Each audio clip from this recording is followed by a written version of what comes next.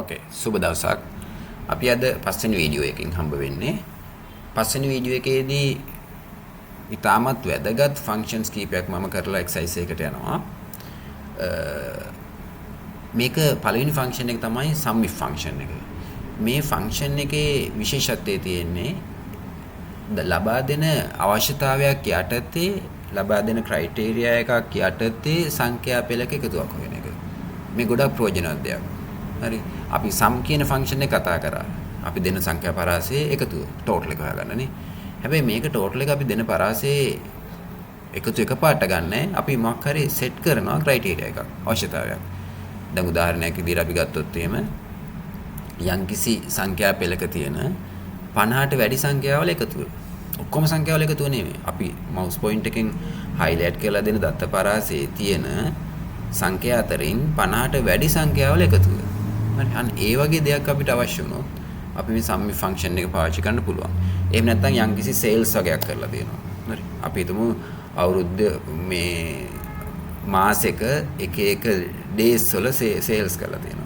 Monday, Tuesday, Wednesday, Saturday, Friday, ආපහු Monday ඒ වගේ sales කරලා තියෙනවා. ඒතර මෙතන මේ example එක ගත්තොත් columns දෙකක් තියෙන්න ඕනේ. එකක් තමයි days ටික. හරි Monday, Tuesday, Wednesday, Thursday, Friday, Saturday, Sunday ආපහු Monday, Tuesday අන්න ඒ වගේ දාලා තියෙනවා. හරි. සමහරකට days කලවම් වෙලා තියෙනවා. තව column එකක තියෙනවා ඒ day එකට අදාළ sales කරපු ටික. දැන් මට අවශ්‍යයි Monday කරපු ටිකේ එකතුව විතරක් ගන්න. හරි අන්න ඒ වගේ දේවල් වලදී ගොඩාක් ඉක්මනින් කැල්කියුලේෂන්ස් කරගන්න අපි මේ sum if function එක පාවිච්චි කරනවා. හරි. දැන් මෙතන අපි පළවෙනි ස්ලයිඩ් එකේ මගේ තියෙන විස්තරේ you use the sum if functions to sum the values in a range that meet criteria that you specify. අපි specify කරන criteria එකේ අනුව අපිට එකතු හොයන්න අපිට අවශ්‍ය වෙනවා. example එකක් for example, suppose that in a column that contains numbers, you want to sum only the values that are larger than 50. හරි. ඒ කියන්නේ 50 වලට වඩා වැඩි ඒවා. අපි දැන් 50 greater than 50 කිව්වොත් 50 අයිති වෙන්නේ නැහැ. හරි. 50 නැතුව 50 වලට වඩා වැඩි පුර ටික. You can use the formula මෙතන equals sum if මෙතන දාලා තියෙන සම්පූර්ණ දත්ත range එක. A2 to A15. මෙතන දාලා තියෙන ක්‍රයිටීරියා. මේ ක්‍රයිටීරියා එකද අපි ඩබල් කෝටේෂන්ස් ඇතුලේ දාන්න ඕනේ. මෙතන කමා එකක් තියෙනවා. හරි. එහෙනම් මෙන්න මෙතන ගන්නේ කොටස් sum if එක ඇතුලේ කොටස් දෙකයි තියෙන්නේ. මොකද මෙතන ක්‍රයිටීරියා එක ගන්නෙත් sum එක ගන්නෙත් එකම රේන්ජ් එකකින්, එකම කොලම් එකකින්. හරි. දත්ත තියෙන්නේත් ඒ කොලම් එකේ, අවශ්‍යතාවය හදාගන්නෙත් ඒ කොලම් එකකින්. එහෙමනම් අපිට මෙතන කොටස් දෙකයි තියෙන්නේ. අපි තව එක්සැම්පල් එකක් ගමු. මෙතන තියෙන්නේ අපි මම අර කලින් කිව්ව විදිහට days වලදී කරපු sales ගන්න. ඒතර days ටික වෙනම තියෙන්නේ. හරි day එක වෙනම තියෙන්නේ. Monday, Tuesday, Thursday, ආපහු Monday, ආපහු මේ Tuesday, ආපහු Friday, ආපහු Monday ඒ වගේ sales වෙනම column එක තියෙන්නේ කරපු දිනේ. එතකොට sales ඉලක්කම් ටික තව column එකක තියෙන්නේ. අන්න ඒ වගේ මෙතන column දෙකක් use කර ගන්නවා නම් අපි මේකේ කොටස් තුනක්යි තියෙනවා. හරි. එතකොට equal sum if. එතකොට පළවෙනි range එක දාන්නේ criteria එක ගන්න range එක. මේ උදාහරණය හරියට Monday, Tuesday වගේ day එක. ඊට පස්සේ අපි criteria එක දෙනවා. දැන් මෙතන text එකක් නේ. ඒක double quotation ඇතුලේ මෙතන equal greater or equal සඳහනක් වෙන්නේ නැහැ. මේක මේ විදිහට දාන්න පුළුවන්. අවසාන කොටසේ තියෙන්නේ sum එක ගන්න range එක. හරි. ඉලක්කම් ටික තියෙන ටික. මෙන්න මේ විදිහට අපිට පුළුවන් exercise එක කරන්න. හරි. අපි බලමු sum if function එක පාවිච්චි කරලා පොඩි ගැටලුවක් අපි කොහොමද ගන්න කියන එක. right මම කලින් ලැහැස් කරගත්තා මේ වගේ එකක්. හරි. මේකෙදි අපිට තියෙනවා එක් ඩිපාර්ට්මන්ට් එකක සේවකයන් ගන්න වැටුප. උදාහරණයක් විදිහට. දැන් මට අවශ්‍යයි එක උදාහරණයක් මම ගන්නම්. මට වැටුප ලක්ෂයට වඩා වැඩි හෝ සමාන අයගේ වැටුප්වල එකතුව. මේ ආයතනයේ ලක්ෂයක් හෝ ඊට වැඩි වැටුප් ගන්න කට්ටියට වැටුප් වලට කොච්චර වියදම් කරනවද කියන එක බලන්න අපිට අවශ්‍ය වෙනවා. එතකොට මට උත්තරේ මෙතනට නම් අවශ්‍ය සෙල් පොයින්ට් එක මෙතන තියලා අපි යනවා මේ ෆෝමියුලාස් කියන එකට. මෙතනින් ෆෝමියුලාස් කියනට යනවා. එහෙම නැත්නම් අපිට මෙන්න මෙතනින් ගන්නත් පුළුවන්. මෙතනින් ගිහිල්ලා more functions යන්නත් පුළුවන්. හරි. කැමති එක. මෙතනින්. මම මෙතන යන්නකෝ හරි. මෙතන more function. මෙතන නෑ sum, average, count, max මෙච්චරයි තියෙන්නේ. මම මෙතනින් ගියා. මෙතනින් ගියාට පස්සේ මම මෙතන දාගත්තා all functions ටික මට අවශ්‍ය ඔක්කොම. අපි දන්නේ නැහැ sum if කොහෙද ඉන්නේ කියලා. දැන් මෙතන ලොකු list එකක් තියෙනවා. හරි මේක හොයන්න අමාරු නම් මෙන්න මේ මෙතන තියෙනවා search for functions කියන එක. මෙන්න මෙතන මේ වගන්තිය highlight කරලා අයින් කරලා නැත්නම් මේක double click කරලා ගන්නත් පුළුවන්. මේක අයින් කරලා මෙන්න මෙතනට ගහන්න අපිට අවශ්‍ය function එක. මට ඕනේ sum if නේ ගන්න ඕනේ. sum if එක වචනයක් ගහලා මේ go කියන එක press කරන්න. go කියන එක press කරපු හැටිය අර මේ මෙතනට එනවා ඒ sum වලින් පටන් ගන්නයි if වලින් පටන් ගන්නයි ටිකක් තුනයි තියෙන. දැන් ලේසි හොයාගන්න වෙයි. හරි. මම මෙතන sum if s නෙමෙයි. හරි මේ s කියන එක මම වෙන දවසක කියන්නම්. තව sum if s කියලා එකක් තියෙනවා. අපි කතා කරන්නේ sum if කියන එක. මම මේක select කළා okay. right. දැන් මම මෙතන ලිය වෙනවා සමානයි sum if. දැන් මම මහනවා range එක. දැන් මට අවශ්‍ය තියෙන්නේ criteria ගන්නෙත් sum එක ගන්නෙත් එකම range එකනේ. මෙන්න මේ range එක විතරයි පාවිච්චි කරන්නේ. මගේ ප්‍රශ්නේ වැටුප ලක්ෂ්‍ය හෝ ඊට වැඩි වැටුප් වල එකතුව. එහෙනම් මම මෙතන මේ range කියන එකේ මෙන්න මේ red arrow එක පාවිච්චි කරලා මම මෙන්න මේක දෙනවා. දීලා keyboard එකේ enter කරත් කමක් නැහැ. ආපහු මේ red arrow එක මෙතන පාවිච්චි කළත් කමක් නැහැ. හරි. right. ඒක හරි. දැන් criteria එක. criteria එක මම දෙනවා. මේ double quotation ගහන්න ඕනේ නැහැ. නිකම්ම දුන්නාම ගන්න. හරි. greater than or equals ලක්ෂයක් ගන්නවා. හරි. 100,000. right. දැන් මේ sum මෙතනට අපිට අවශ්‍ය නැහැ එකක් දෙන්න. මොකද අපි criteria එක ගත්තෙත් එකතුව ගන්නෙත් එකම range එකේ හින්දා එකම පරාසින්දා මෙන්න මේක හිස්ව තිබ්බට කමන්නේ මම ඕකේ කරනවා. හරි. ඕකේ කරපු හැටිය අපිට මෙතනට උත්තරේ එනවා. මෙතන ලක්ෂයයි මෙතන ලක්ෂයයි 25000යි. හරි 2,25,000යි. එහෙනම් අපිට උත්තරේ ආවනේ. එහෙනම් අපිට ඔය විදිහට පුළුවන් මේ sum if function එක. ඉතින් sum if function එක පාවිච්චි කරේ. right. පළවෙනි උදාහරණය. දෙවෙනි උදාහරණය මම ගන්නම්. දෙවෙනි උදාහරණය මට අවශ්‍යයි. මම මේකේ සෙල් එක පොඩ්ඩක් වැඩි කරගන්නම්. මේකේ ෆෝමැට් එක මෙතන දාගන්න ඕන නම් මෙතන සයිස් එක 26ක් තියෙනවානේ. හැබැයි මේකේ සයිස් එක 11යි. මම දැන් මේක ලියන්න ගියොත් තියෙන කුඩාවට ලියන්නේ. එතන මම මේ පොඩි තීරිත් කියන්නේ යන්නේ ඔයගලන්ට අල්ලගන්න. දැන් මේකේ ෆෝමැට් එක මේකම දාගන්න ඕන නම් මම මේ ෆෝමැට් එක තියෙන තැන තියලා මේ ෆෝමැට් පේන්ට් පාවිච්චි කරනවා. කරලා මේක ප්‍රෙස් කරපුවාම ඒකෙත් 26 වෙනවා.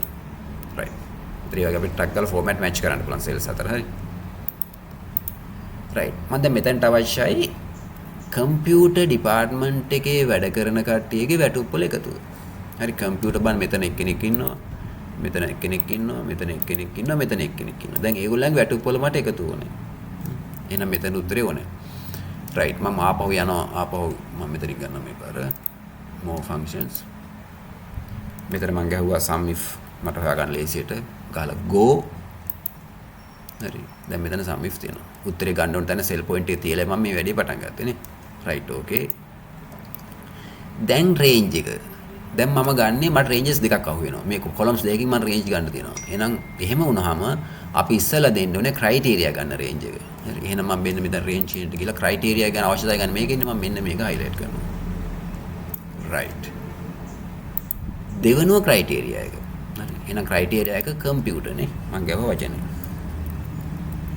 computer. හරි. මෙන්න මේ criteria එකේ ඉතින් ගාව. හැබැයි මේක ගහද්දී ඔයගොල්ලෝ මේකේ ස්පෙලින්ස් නම් හරියට තියෙන්න ඕන. කැපිටල් සිම්පල් ප්‍රශ්නයක් නෑ. හරි. ස්පෙලින්ස් අකුරු මෙතන තියෙන අකුරු මෙතන වෙනස් වුණොත් කම්පියුටරේ මැච් කරගන්න බෑ. යට හොයාගන්න බෑ. හරි. right. දැන් මම දෙනවා මේ sum range එක. මේක මේ ඉතලේ ගත්තා. sum range එක ගන්න මෙන්න මෙතන. දැන් මෙතන කොටස් තුනක් ආවනේ. right. දැන් මම උත්තරේ හොයලා ඉවරයි. ඊට පස්සේ අපි ඕකේ කරනවා. හරි. මෙන්න මේ 3,95,000යි. දැන් මේ අපි data කියවන්න ලේසියට අපි දානවා මේ කමා එක. ඒතර මෙහෙම වැටෙන්න ඉඩ නැති හින්දා අපි ඉඩ වැඩි කරගත්තොත් අපිට right. දැන් මේ උත්තරේ දැන් මෙතන කොටස් තුනක් ආපු sum if එක මෙතන කොටස් දෙකක් ආපු sum if එක නේ. right. අපි බලමු මෙන්න මේක හරිද කියලා උත්තරේ චුට්ටක් චෙක් කරගන්න පුළුවන් අපි අර පරණ ක්‍රමයට. මොකද්ද ෆෝමියුලා එකක් ලියනවා මම සමානයි. මේ කම්පියුටර් එකේ හුවා මෙතන ධන මෙතන කම්පියුටර් එක ගත්තා ධන මෙතන කම්පියුටර් එක ගත්තා ධන මෙතන කම්පියුටර් එක ගත්තා ධන ඉවරයි නේ. right. අර උත්තර දෙක සමානයි නේ. එහෙනම් අපි අර මෙහෙම සෙල් හොය කරානම් ඒත් උත්තරය චෙක් කරගන්න මම කරේ. අපි හොය කරන්නේ නැහැ. මේකේ අනිත් වාසිය තියෙන්නේ මෙන්න මේක. මොකද්ද? අපි දුමු දැන් මම මෙතන මට මෙයා සේල්ස් නෙමෙයි මෙයා කම්පියුටර් ඉන්නේ වැරදිලා ගැහුවේ. හරි. මම දැන් මෙතන කම්පියුටර් කියලා ගහුව හැටිය මේ මෙතන උත්තරේ ඔටෝමැටිකලි හරියනවා. හරි. එයාත් ඇඩ්ඩුණා. ඒ වගේ කම්පියුටර් කෙනෙක් අයින් කළොත් මෙයාගේ ගාණ අඩු වෙනවා. හරි. එහෙනම් අපිට සම්මි ෆන්ක්ෂන් එක මේ ආකාරයෙන් වැඩ කරන්න පුළුවන්. හරි. ඒක ලේසි ෆන්ක්ෂන් එකක්. ඕගලන්ට ඉස්සරහදී ප්‍රශ්න ගොඩක් හම්බ වෙයි. ඒක පාවිච්චි කරලා පුළුවන් ඕගලන්ට මේ සම් ෆන්ක්ෂන් එක මේ ඉගෙන ගන්න. හරි. right. අපි ඊළඟ ෆන්ක්ෂන් එකට යමු. right. count if ෆන්ක්ෂන් එක. මේකත් හොඳ ෆන්ක්ෂන් එකක්.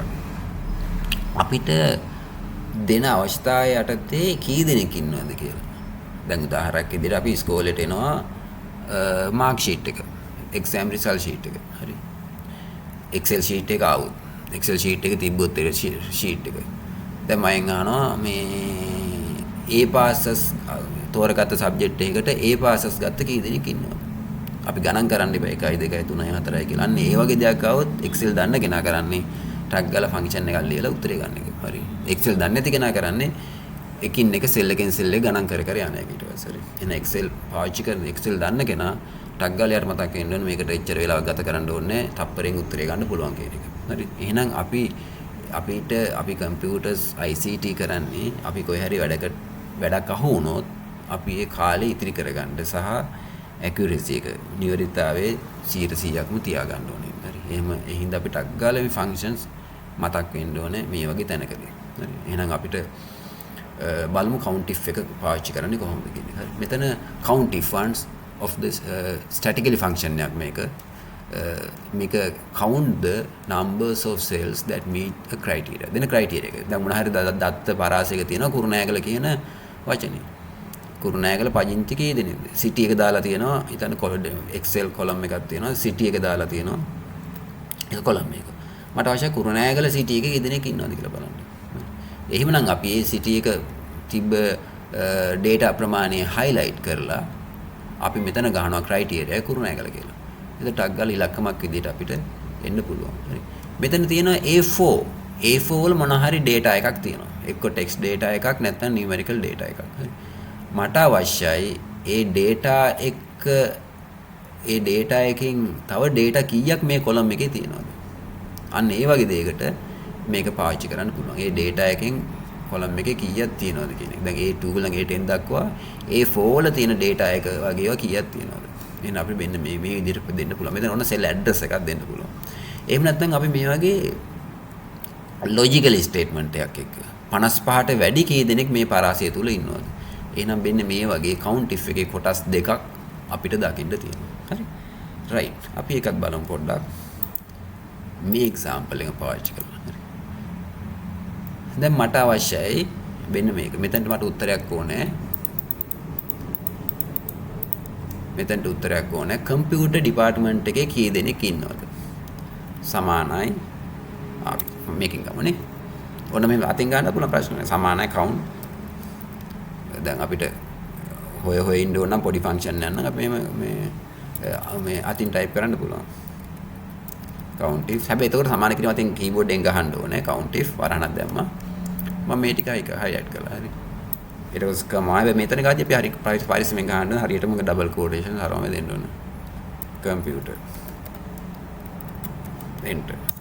5 දෙනෙක් ඉන්නවා මම. කම්පියුටර් ඩිපාර්ට්මන්ට් එකේ 5 දෙනෙක් ඉන්නවා.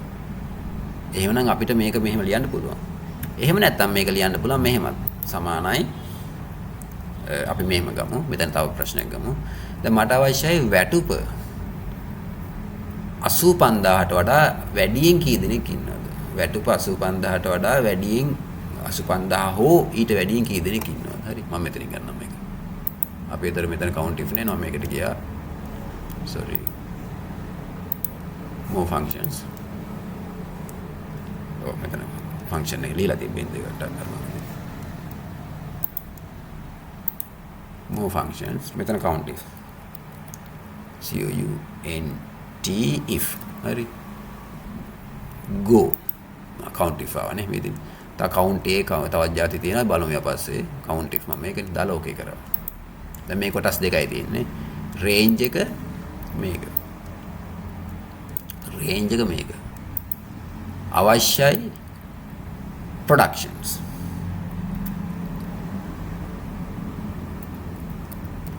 production. හරි.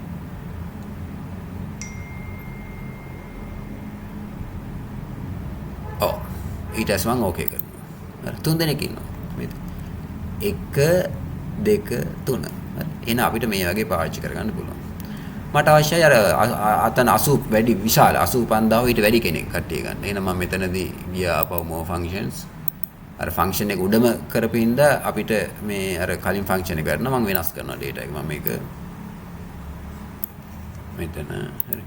මම මෙතන දෙනවා criteria එක විශාලයි සමාන 85000. 1 2 3. ඕකේ. හරි.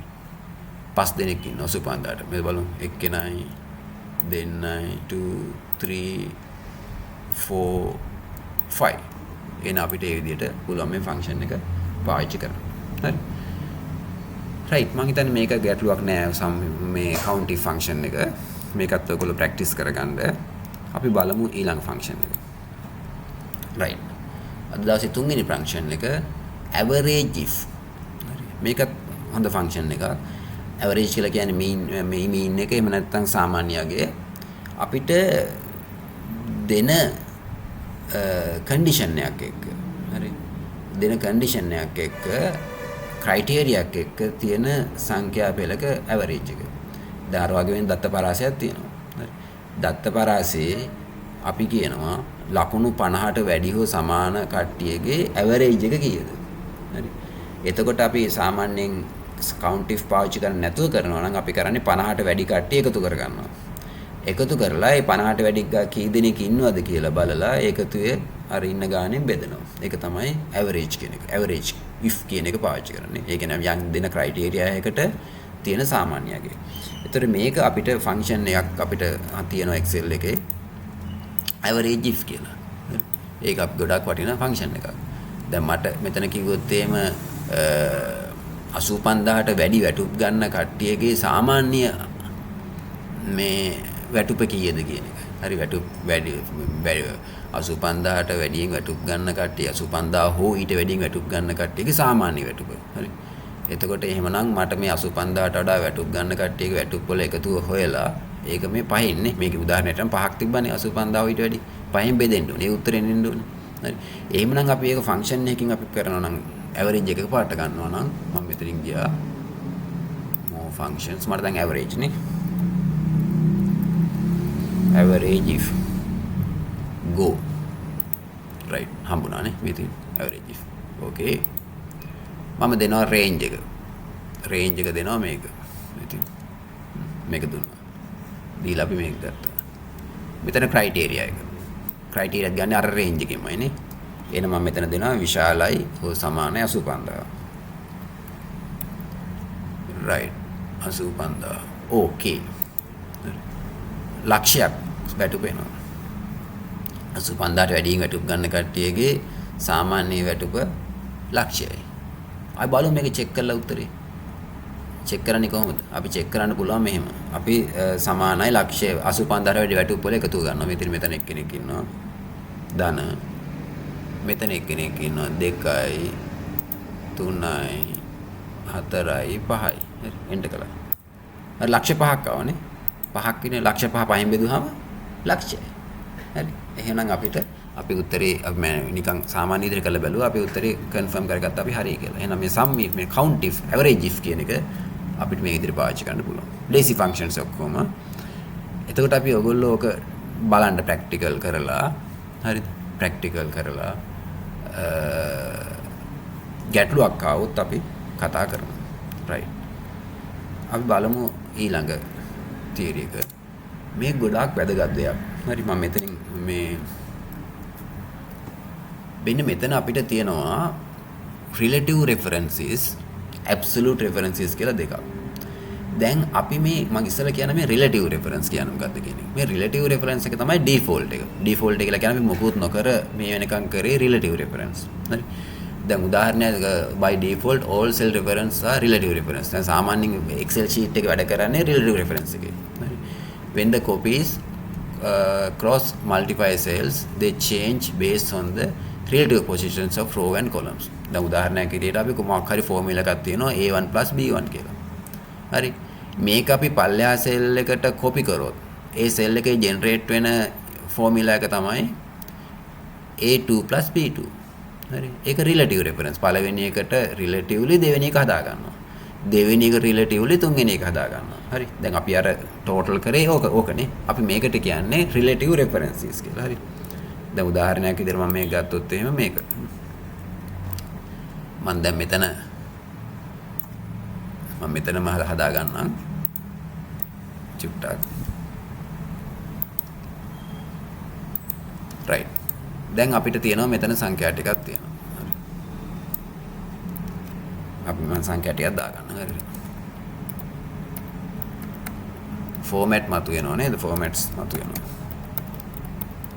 අපි නිකන් මං ඉරේස් කරපින්දා මෙතන ෆෝමැට්ස් එක මතුවනවා. දැන් මේ ෆෝමැට් එක අපි මැච් කරමු. right. දැන් මම මෙතෙන්ට ගත්තොත් මම මෙතන ලියනවා මම රෙඩ් දැම්මා. රෙඩ්. මම මෙතන ලියනවා equal H6 plus I6. හරි H6 plus I6. දැන් මම මෙතන එන්ටර් කරා 99.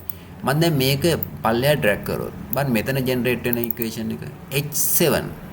ඒ කියන්නේ මේ උඩ එකට රිලටිව්ලි තමයි යට එක උනේ. හරි. උඩ එකට මේක උඩ එකට රිලටිව්ලි තමයි යට එකුනේ මේ තියෙන්නේ. හරි. A1 + B1 තිබ්බනම් ඊළඟ එකට ගද්දි A2 + B2. ඒක තමයි මෙතන වැඩ කරේ නේ. එහෙනම් මෙන්න මේක මේ රිලටිව්ලි වැඩ කරන එක. හරි. මම දැන් මේක පල්ලෙහාට කළොත් මේ තියෙන්නේ. මෙතෙන්ට ආයෙ මොකද්ද? H8 + I8. H8 + I8. මොකද මේක රිලටිව්ලි මේක ඉන්නේ. එහෙමනම් මේ හැම එකක්ම වැඩ කරන්නේ රිලටිව්ලි. ඒක තමයි ඩිෆෝල්ට් එක. ඩිෆෝල්ට් එක කියන්නේ අපි මුකුත් වෙනස් නොකර අපි ලියුවා මෙච්චර දවස් ලියුව සමීකරණේ රිලටිව්ලි වැඩ කරන්නේ. මේක H9 + I9. එතකොට මේක 19 නෙමෙයි වැරද ගන්න එපා. මේක 100. මේක H10 + I10. හරි. එහෙනම් උඩ එකට රිලටිව්ලි මේක. එහෙනම් මේක තමයි ඩිෆෝල්ට් එක. ඒක අපි කතා කරන්න දෙයක් නැහැ. අපි මෙච්චර දවස් කළේ ඕක. අපි ටෝටල් එක හෙව්වා. ඒක අපි දිගටම පල්ලෙහාට ඩ්‍රැග් කරපුවාම මේක වැඩ කරේ රිලටිව්ලි කියන එකට. හරි. Relative references.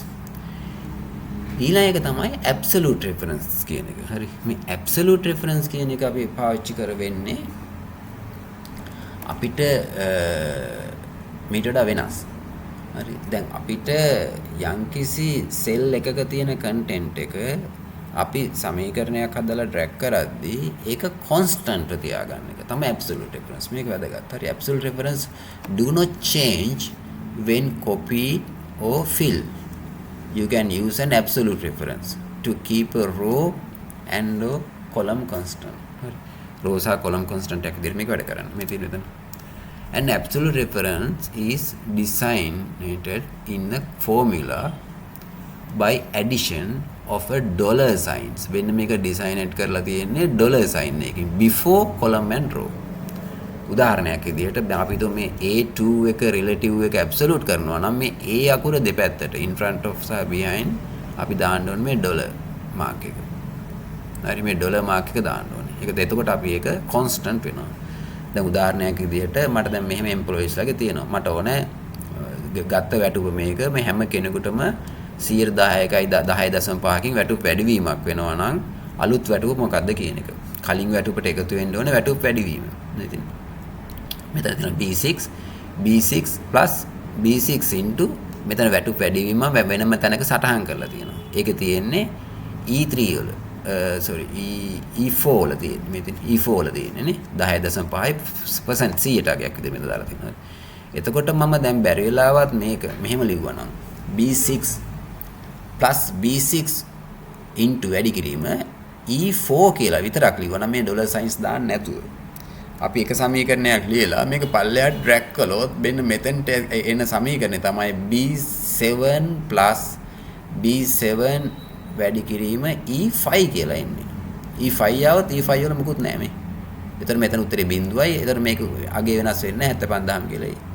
එහෙමනම් අපි ඒක වළක්වා ගන්න මේ කොන්ස්ටන්ට් කරන්න අපි ඒක ඇබ්සලූට් කරනවා. ඇබ්සලූට් කරන්න නම් මෙන්න මේ ඩොලර් සයින්ස් දෙක දෙපැත්තට දාන්න ඕනේ. හරි. රයිට්. මම මේක බලන්නම් මෙතනදී කතා කරලා මම එකට පොඩි එකක් ලැහැස් කරගත්තා. මේක අර උදාහරණෙම හරි.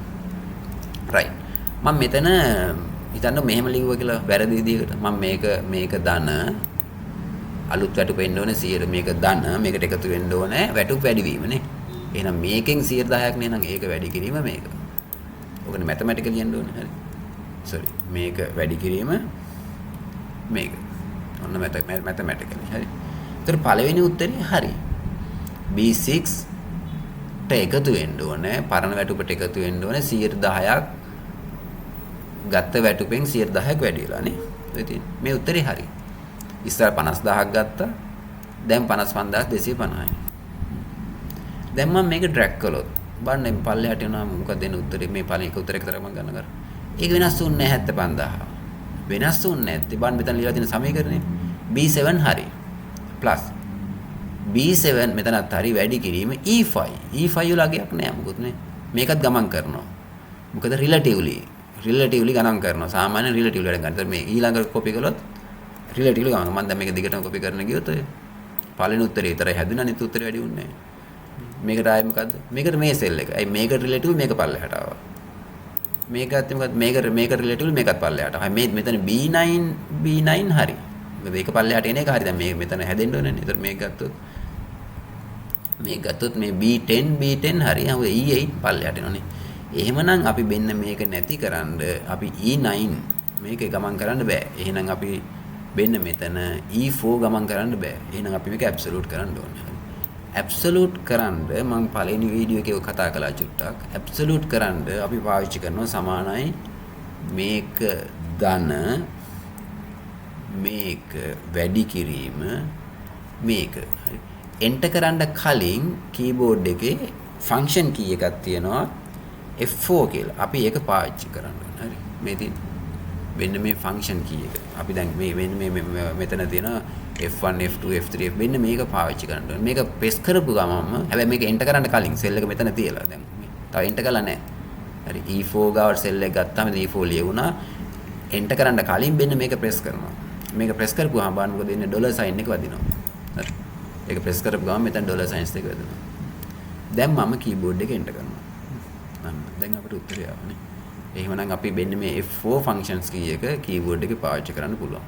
එහෙම නැත්නම් මේක අතින් ලිව්වත් කමක් නැහැ. හරි. හැබැයි ඒකට ලේසි ලියන එක නේ. ටයිප්. දැන් මම මේක ඔන්න දැන් අපිට හරියට දැන් හරි උත්තරය ආවේ. දැන් බලන්න මේක E4 වෙනස් වෙලා නැහැ. හරි. මේක E4 වෙනස් වෙලා මේක ගමන් කරන්නේ නැහැ. හරි. මේක එන එක ඇබ්සලූට් වෙලා තියෙනවා. ඒක ගමන් කරන්නේ. රිලේටිව් තත්ත්වෙන් අයින් වෙලා තියෙනවා. අනිත් සෙල් ඇඩ්‍රස් දෙක රිලටිව් තියෙන්නේ E එක විතරක් E4 කියන එක විතරක් ඇබ්සලූට් වෙලා තියෙනවා. එහෙමනම් අපි මෙන්න මේක ගොඩාක් වැදගත් තියරි එකක්. හරි. මේක ඔයගොල්ලන්ගේ ඉදිරි ප්‍රශ්න වලදී හම්බ වෙනවා. right okay. එහෙනම් ඔයගොල්ලන්ට project 5 එක මම දීලා තියෙනවා. මම මේක කරලා පෙන්නන්නේ නැහැ. මම අනිත් දවසේ මේක කරලා පෙන්නන්නම්. මම මේක පොඩ්ඩක් විස්තර කරන්න මේක කරන්නේ කොහොමද කියන එක. මෙතන region එක තියෙනවා east west east ගා නම් පුද්ගලයන්ගේ නම් තියෙනවා. මේක සේල්ස් කරපු මාර්ච් කියන මාසයේ සේල්ස් කරපු ටිකක් තියෙන්නේ. මේ දැන් සමන් කියන කෙනා සේල්ස් කළා තියෙනවා පළවෙනි සතියේ 24000 ගාණක්. එතකොට දෙවෙනි සතියේ මෙයා 22000 ගාණක්, 12000 ගාණක්, 12000 ගාණක්. හරිද? මේ දෙකෙම සමාන වෙලා තියෙන්නේ. එතකොට සිල්වා කියන කෙනා එයා රීජන් එක වෙස්ට්. එතකොට එයා සේල්ස් කරපු ටික තියෙනවා. හරි. එතකොට එක එක කෙනා සේල්ස් කරපුවා තියෙනවා. එතකොට සමහර රීජන්ස් වල දෙන්නෙක් ඉඳලා තියෙනවා නේ. right. පළවෙනි ප්‍රශ්නේ. Compute the best column by calculating the highest maximum of weekly sales. එතකොට එහෙමනම් මේ best column එක කියන්නේ හොඳම sales කරපු week එක අහන එක එක්කෙනා. එහෙනම් best කියලා කියන්නේ මෙන්න මේකෙන් වැඩිම sales නේ. එහෙනම් මෙතනට උත්තරේ එන්න ඕනේ max කියන command එක පාවිච්චි කරලා. එහෙනම් මෙන්න මේකේ වැඩිම අගේ මෙතනට වැටෙන්න ඕනේ. හරිද? ඒක එකක්. ඊට පස්සේ compute the total column by calculating weekly sales. එහෙනම් මෙතන total එක. මෙතන best එක හොඳ මේක. ඒ කියන්නේ max function එක පාවිච්චි කරනවා. මෙතන sum function එක පාවිච්චි කරන්න ඉන්නේ නේ. එකතුවනේ. weeks 4 මම කියන්නේ මාසේ කරපු ටික. එහෙනම් මේ දෙවෙනි ප්‍රශ්නෙට එන්නේ ඒක. තුන්වෙනි ප්‍රශ්නෙට අහනවා ප්‍රශ්නයක්. Week and month columns by comparing the best weekly and monthly sales. weekly goal එකක් හම්බ වෙනවලු 25000ට වඩා කරොත්. කවුරු හරි කෙනෙක් මේ එක සතියක 25000ට වඩා වැඩි කරලා තියෙනවා නම් ඒ කියන්නේ මෙතන බෙස්ට් එක 25000ට වඩා වැඩි වෙනවා නම් මේ බෝනස් එකක් යාට දෙනවද නැද්ද කියන එක වීක් බෝනස් එකක් දෙනවද නැද්ද කියන එක තීරණය කරන්න ඕනේ. ඒ කියන්නේ සතියකට කවුරු හරි 25000ට වඩා වැඩි හෝ සමාන කරලා තියෙනවා නම් 25000ක් ඊට වැඩි කරලා තියෙනවා නම් මෙතන yes කියලා වැටෙන්න ඕනේ. හරිද? ඒක තමයි මෙතන බලාපොරොත්තු වෙන්නේ. බැරිලාවත් මාසයකට ලක්ෂයට වඩා කරලා තියෙනවා නම් monthly bonus එකට yes කියලා වැටෙන්න ඕනේ. කාට හරි වුණා monthly bonus නේ දෙකම ගන්න පුළුවන්. weekly bonus එක monthly කන්නේ. කාට හරි එක week එක වැඩිපුර කරලා තියෙන හැබැයි total එක ලක්ෂයට නැත්තම් එයාට week එකට yes වැටෙන්න ඕනේ month එකට no වැටෙන්න ඕනේ. එහෙනම් මේකට if command එකක් පාවිච්චි කරන්න වෙන්නේ නේ. මෙතන දාන්න ඕනේ if එක. පළවෙනි if එකනේ best එක 25000ට වැඩිව සමාන නම් yes එහෙම නැත්තම් no. මෙතන එන්න total එක ලක්ෂයට වඩා වැඩි නම් month එකට එන්න ඕනේ yes එහෙම නැත්තම් no. හරි. ඒක බලන්න. පස්වෙනි ප්‍රශ්නය අහනවා east total west total east average west average. මෙන්න මේක වැදගත්. හරි. දැන් අපි අද කතා කරමු theory එකෙන්. east total එකට අපි එන්න ඕනේ sum if function එක. මෙන්න මේකේ. east ඒවාගේ total එක. හරි. calculate the east total west total east average. මෙන්න මේ total එක. හරි. ඒ කියන්නේ east වෙන කට්ටියගේ මෙන්න මේ total column එකේ තියෙන සංඛ්‍යාවල එකතුව. හරි. east කියන region එකෙන් සම්පූර්ණ sales කොච්චරක් කරලා තියෙනවද කියන එක. හරි. එහෙනම් මෙතන east කට්ටිය හොයාගන්න වෙනවා. එතකොට මෙතන total එකතු වෙන්න ඕනේ. එහෙනම් east total එක ගන්න වෙන්නේ sum if එක. west total එකත් ඒ විදිහටම sum if. east average එක අපිට average if කියන function එකකින් පුළුවන් පාවිච්චි කරන්න. west if එක west average කියන එකත් average if කියන එකෙන් පාවිච්චි කරනවා. මේක sum if average if average. එහෙනම් ඒ උත්තර ටික එන්න දෙනවා. ඊට පස්සේ ප්‍රස්ථාරයක් අඳින්න තියෙනවා. කොලම් ප්‍රස්ථාරයක්. හරි. සේල්ස්මන්ස් ලාගේ නම් ටික වැටිලා ඒගොල්ලන්ගේ සති තුනේ progress එක පෙන්වන්න. හරි progress එක පෙන්වන්න. right. එහෙනම් මේ exercise එක ඔයගොල්ලෝ මේ project එක කරන්න. ඒතර ඊළඟ වීඩියෝ එකේදී මම මේ project එක කරලා පෙන්වන්නම්. මම හිතන්නේ දැන් ඔයාලා හොඳ දැනුමක් මේ විද්‍යාවේලා තියෙනවා. තව මේ ප්‍රොජෙක්ට්ස් යනවා. හරි. තව ප්‍රොජෙක්ට්ස් අපි 10කට වඩා ප්‍රමාණයක් යනවා. එතකොට ප්‍රොජෙක්ට්ස් දැන් තියරි ටිකක් අඩුවෙන් යයි. ප්‍රොජෙක්ට්ස් වැඩිපුර යයි ඊට පස්සේ හරි.